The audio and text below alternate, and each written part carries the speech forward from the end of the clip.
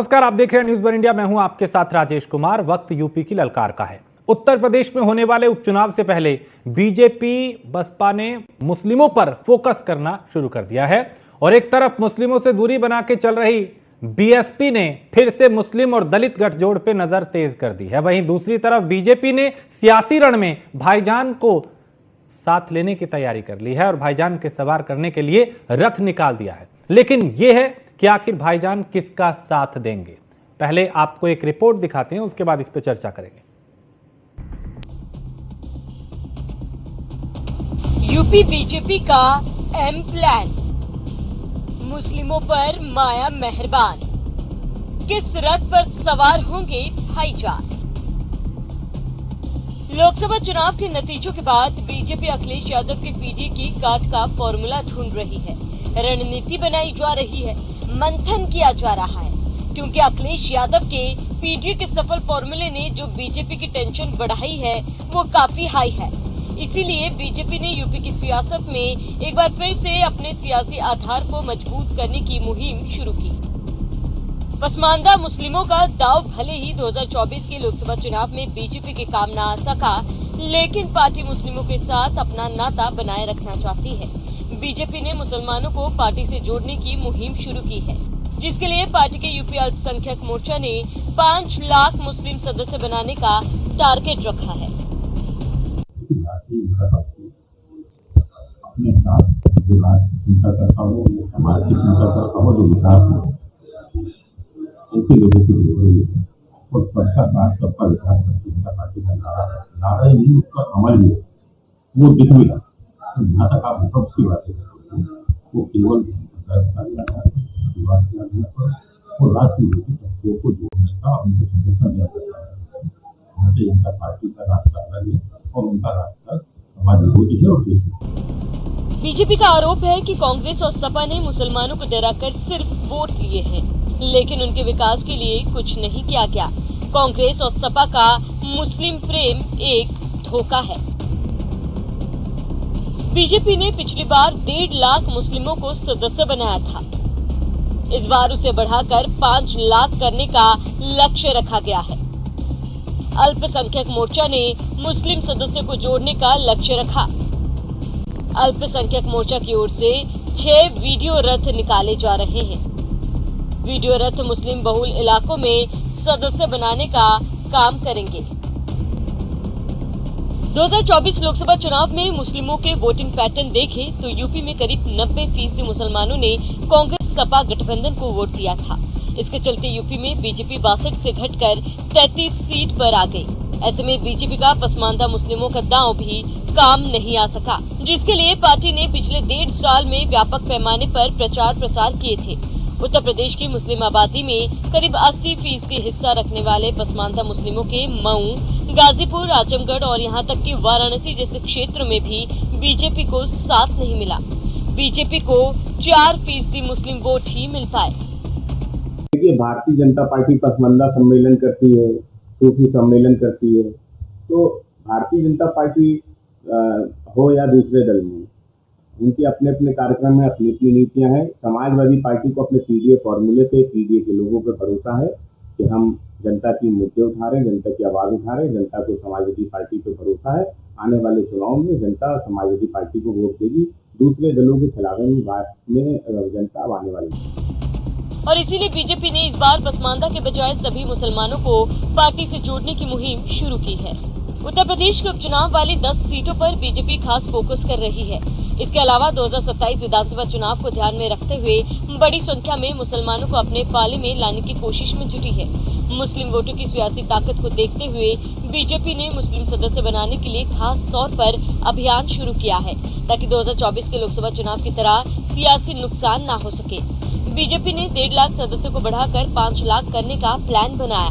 वहीं अभी तक मुस्लिमों से दूरी बनाकर चल रही बसपा ने भी सेक्टर और मंडल की कमेटियों में उनको भी जगह दी है। उनको मुस्लिम समाज को जोड़ने की जिम्मेदारी भी दी गई। अब सवाल ये है कि क्या सपा कांग्रेस के गठबंधन से कटेगा मुसलमान? क्या बीजेपी और बसपा को मिल सकता है भाईजान का साथ? Bureau report, news one India.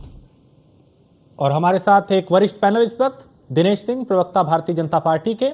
अभिषेक वाजपेयी हैं, प्रवक्ता समाजवादी पार्टी के, और डॉक्टर इंदुकांत दीक्षित है जो कि पॉलिटिकल एक्सपर्ट है। आप तीनों का बहुत स्वागत है। शुरुआत दिनेश जी आपसे, ये जो उपचुनाव से पहले ये मुस्लिम प्रेम जागा है, इसकी वजह यही है कि जो लोकसभा चुनाव में समीकरण पार्टी का बिगड़ा, उसको साधने की कोशिश है कि भाई अब आगे चूंकि उनका पीडीए है, जातीय समीकरण भी है, तो अब बिना मुस्लिमों के पार्टी डगमगा ना जाए, उनका साथ जरूरी है। दिनेश जी, जाति और धर्म देखकर राजनीति नहीं करती। ये सभी पार्टियों का काम होना चाहिए कि अपने परिवार को बढ़ाएं, इसमें किसी को कोई गुरेज नहीं होनी चाहिए। लेकिन बाकी जो पार्टियां हैं वो जाति आधारित पार्टियां हैं, एक जात की पार्टी बन गई है। कुछ पार्टियां तो सिर्फ परिवार की पार्टी बन गई है। लेकिन भारतीय जनता पार्टी सबका साथ, सबका विकास और सबके विश्वास के साथ आगे बढ़ती है। उसी के क्रम में भारतीय जनता पार्टी सिर्फ ये नहीं कह सकते हैं, जैसे समाजवादी पार्टी, उनका जो पीडीए है पीडीए नहीं है, उनका पीडीए जो है परिवार डेवलपमेंट अथॉरिटी है, कि कैसे उस परिवार का विकास हो, इसको लेकर सारी कवायद उनकी होती है। लेकिन भारतीय जनता पार्टी कैसे अपने विकसित समाज को आगे बढ़ाए, अपने राष्ट्र, हमारे लिए राष्ट्र प्रथम है, उनके लिए परिवार प्रथम है। तो हमारे राष्ट्र में तो सभी जाति, धर्म, पंथ और मजहब के लोग आते हैं, तो हम किसी एक ही जाति, धर्म और पंथ के लोगों को साथ लेकर चल नहीं सकते। हम सारे पंथ, सारे जाति, सारे वर्ग कैसे समावेशी समाज बने, कैसे समावेशी राष्ट्र बने, उसको लेकर हम आगे बढ़ते हैं। और ये चाहे पिछला हो, बाकी हमको तो नहीं लगता है कि कौन सी पार्टियां अपनी सदस्यता अभियान चलाती हैं, कौन सी पार्टियां अपने बूथ स्तर तक अपनी कमेटियां गठित करती हैं। ये सिर्फ जाति की राजनीति करते हैं और इनको लगता भी है कि नहीं, जाति ही सब कुछ है। लेकिन भारतीय जनता पार्टी ऐसा नहीं करती है।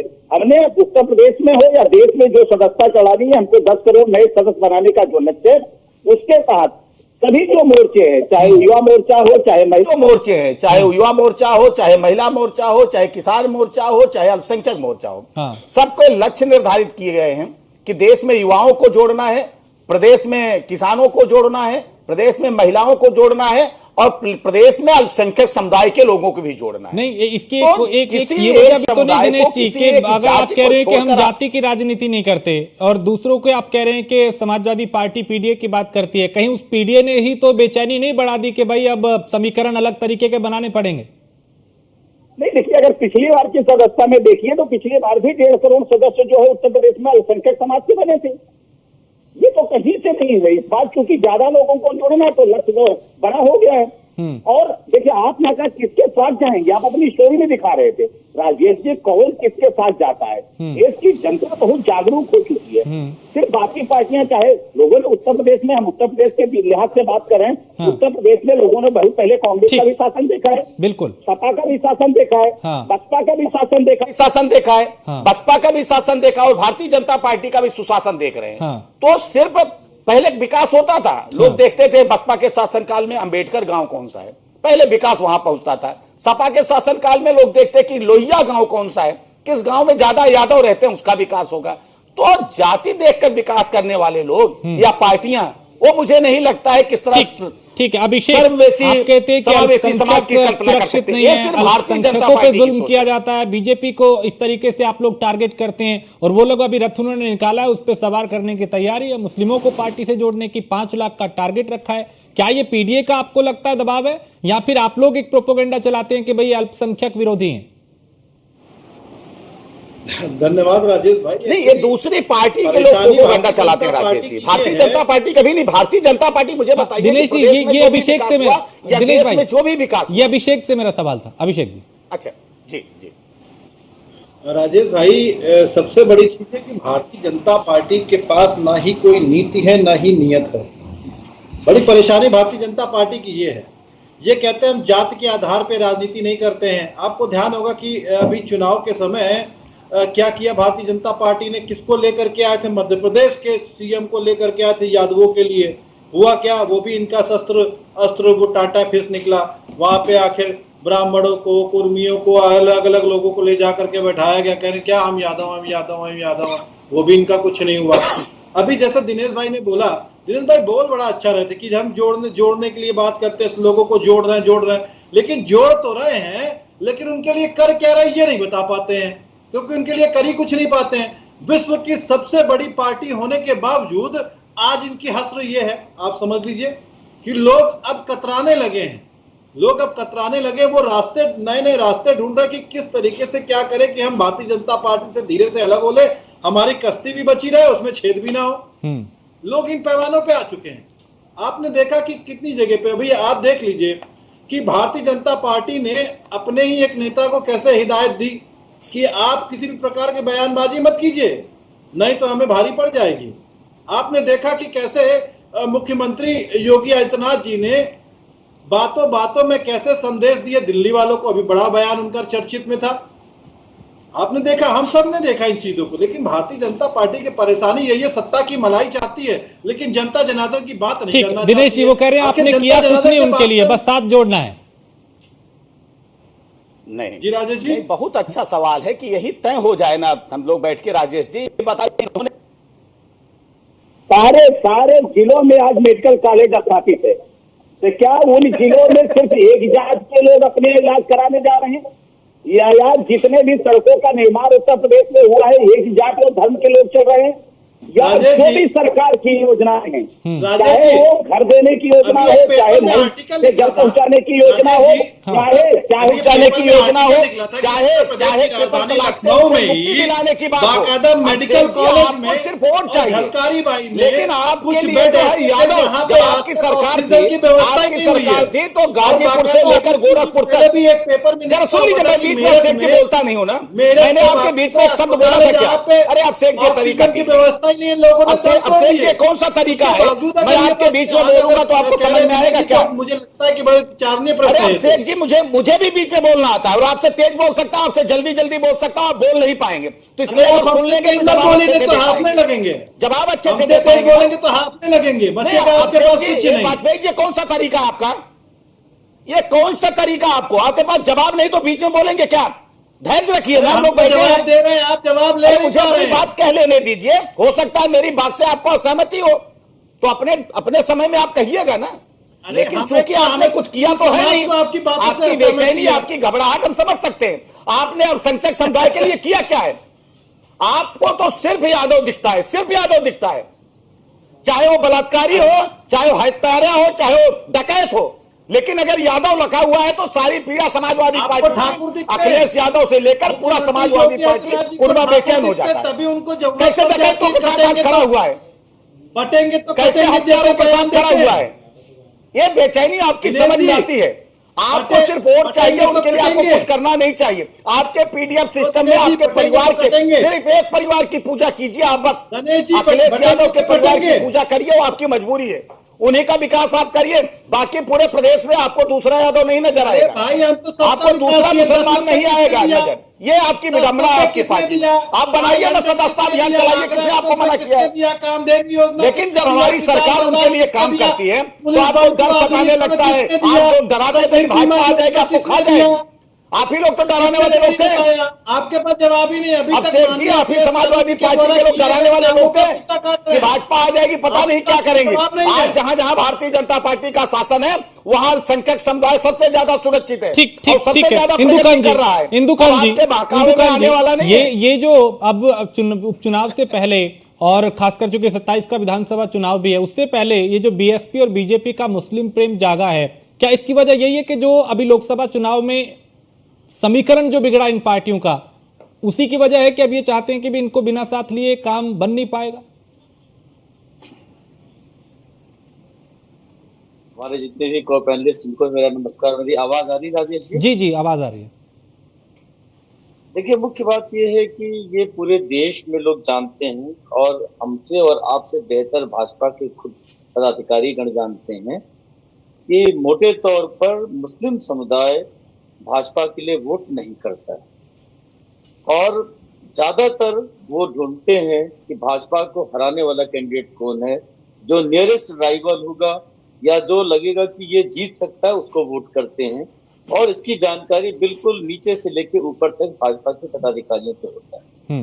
इसके पीछे कारण बहुत सारे हो सकते हैं, लेकिन अभी जो ये प्रयास एक भाजपा का या बसपा का चल रहा है, जिसकी आपने चर्चा की, जाहिर तौर पे दिनेश जी जो बात कह रहे थे ठीक कह रहे थे। हर पार्टी का अपना हक है कि वो किसी भी समुदाय को या वर्ग को या धर्म के लोगों को जो कहीं अगर अपने को दूर मानते हैं, पाते हैं उस पार्टी से, तो उसके नजदीक लाने का, अपनी नीतियों से जोड़ने का, पार्टी का सदस्य बनाने का एक प्रयास करते हैं, तो इसमें कोई बुराई नहीं। हाँ, ये तय है कि जो बात दिनेश जी कह रहे थे कि जो भी लोक कल्याणकारी कार्य हुए हैं पूरे देश पर, चाहे वो राज्य सरकार की नीतियों के चलते, चाहे केंद्र सरकार की नीतियों के चलते, इसका सबसे अधिक लाभ, इस पे स्टडीज हुई है राजेश जी, कि सबसे अधिक लाभ चाहे प्राइम मिनिस्टर आवास की योजना हो, चाहे तमाम तरह के और आपके जैसे ये आयुष्मान भारत की योजना है, नल से जल की योजना है, इनमें सबसे अधिक लाभान्वित कोई हुआ है देश में तो वो अल्पसंख्यक समुदाय के लोग हुए हैं, SC ST हुए हैं, क्योंकि वो ये सारी योजनाएं गरीबी के आधार पे। तो इन योजनाओं का लाभ जिन घरों को मिला है राजेश जी, उन्हीं के कुछ लोग ऐसे हैं जो ये मानते हैं, खासतौर से महिलाएं, कि हमें ट्रिपल तलाक से मुक्ति दिलाया इस पार्टी ने, तो हम मतदान करेंगे चाहे हमारे समाज के पुरुष वर्ग के लोग कुछ भी कहें। तो क्या ये पीडीए की काट है इंदुकान जी? ये पीडीए की काट के तौर पे भी क्या इसे बीजेपी के इस स्टेप को देखा जा सकता है?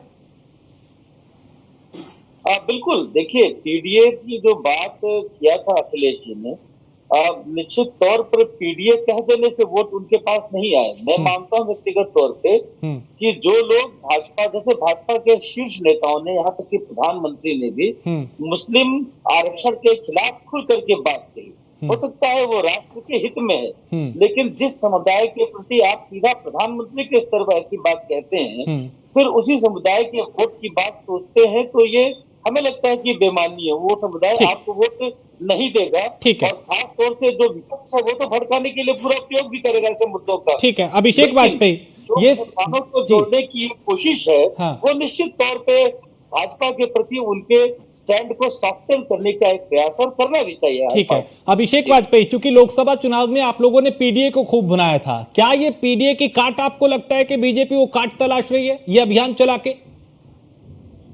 राजेश जी, हमने किसी भी चीज को भुनाया नहीं है, हमने जनता के मुद्दों की बात की, हमने पीडीए की बात शुरू से की। आपने देखा कि जब पीडीए के फॉर्मूले को लेकर के आए तो टिकट भी उसी आधार पे दिए गए, और आज भी हम उन्हीं की बातों को करते हैं। पिछड़ा हो गया, दलित हो गया, आधा अगड़ा हो गया, आधा अल्पसंख्यक हो गया, हर वर्ग को लेकर के चले। उसके बावजूद अभी यह देखिए कि जब आदरणीय अखिलेश यादव जी ने आदरणीय माता प्रसाद पांडे जी को जब नेता विपक्षी दल बनाया, तो उसमें क्या हुआ? लोगों ने बहुत सारे प्रश्न उठाए, लेकिन उसके बाद हुआ क्या? आखिर हम तो उसी फॉर्मूले पे चल रहे ना, उसी के अनुसार ही हम काम कर रहे हैं। तो डरने वाले डरेंगे, जिनके पास कुछ काम धाम है नहीं करने के लिए, जिन्होंने जनता के लिए कुछ किया नहीं, तो आखिर वो जवाब क्या देंगे उत्तर प्रदेश में? और जाहिर सी बात है कि दिल्ली और लखनऊ की सिर्फ सियासत चलती रहेगी, क्योंकि अब डिपेंड तो ये करता है कि आरएसएस बीजेपी को चलाता है कि बीजेपी आरएसएस को चलाती है। ये देखने वाली बात, सबसे बड़ी इंपॉर्टेंट चीज तो यही है, क्योंकि बीजेपी कहती है आरएसएस तो बिल्कुल अलग है और हमेशा समाज के लिए काम करता है। तो अगर समाज के लिए काम करता है तो फिर पॉलिटिक्स में इतना इंटरेस्ट क्यों लेता है? पॉलिटिक्स में इतना इंटरेस्ट तो नहीं लेना चाहिए, क्योंकि दूसरा भिंग है उनका, जाहिर सी बात है। तो अब कहीं ना कहीं भारतीय जनता पार्टी हताश और निराश, और बेचारे दिनेश जी के पास कोई जवाब है नहीं। आदरणीय अखिलेश यादव जी और आदरणीय अखिलेश यादव जी के द्वारा किए गए कामों का फीता वो राजेश जी, असल में जैसे मैंने सुना वैसे अभिषेक जी भी सुनेंगे जी। देखिए, दिक्कत नहीं, इंदु प्रकाश जी से शुरू करता है, इंदुकान जी से। तो उन्होंने सब कुछ बिल्कुल कहा। उन्होंने सिर्फ एक बात कही जिस पर हम थोड़ा सा सहमत हैं। उन्होंने कहा कि मोटे तौर पे उन्होंने एक शब्द यूज किया है, इसलिए ठीक है कि माना जाता अमूमन की अल्पसंख्यक समुदाय जो है भारतीय जनता पार्टी को वोट नहीं करता। लेकिन राजेश जी, मिथक 14 से टूटा। ये 14 में, 19 में, 22 में इंदु कांति जी, भारतीय जनता पार्टी उन सीटों पर भी चुनाव जीती जहां अल्पसंख्यक बहुमत में थे। तो इसलिए भ्रम टूटा, और यही बेचैनी समाजवादी पार्टी और कांग्रेस पार्टी, अन्य दलों का, अरे ये जातियां, ये धर्म के लोग तो हमारे साथ है। देखिए, कोई भी पार्टी किसी भी जाति या धर्म की ठेकेदारी नहीं ले सकती है। लेकिन इन लोगों ने क्या किया कि बातों राजनीति करो का काम इन्होंने किया है, कि चाहे भाड़ में देश जाए, प्रदेश कहीं भी चला जाए, लेकिन इनका परिवार और ये पार्टी इनकी बचनी चाहिए। इसीलिए मैंने कहा, इनके लिए परिवार और व्यक्तिगत तौर पर ये फर्स्ट हैं, हमारे लिए राष्ट्र प्रथम है। इसलिए अभी इसकी बात कर रहे थे। आप चाहे किसान सम्मान निधि की बात लीजिए, आवास की बात लीजिए, अनाज की बात लीजिए, सबको सबकी सहभागिता हो रही। और दूसरी चीज देखिए, ये बेचैनी समझ में आती है अभिषेक जी की ना। हम कह रहे हैं दूसरे, अभी अयोध्या में जो घटना हुई, जवाब ले लेते हैं, उस पर देखिए किस तरह की बयानबाजी, लेकिन पश्चिम बंगाल में ये जबान नहीं खुली, लकवा मार जाता है इन लोगों। इन्होंने 2 पॉइंट कहे।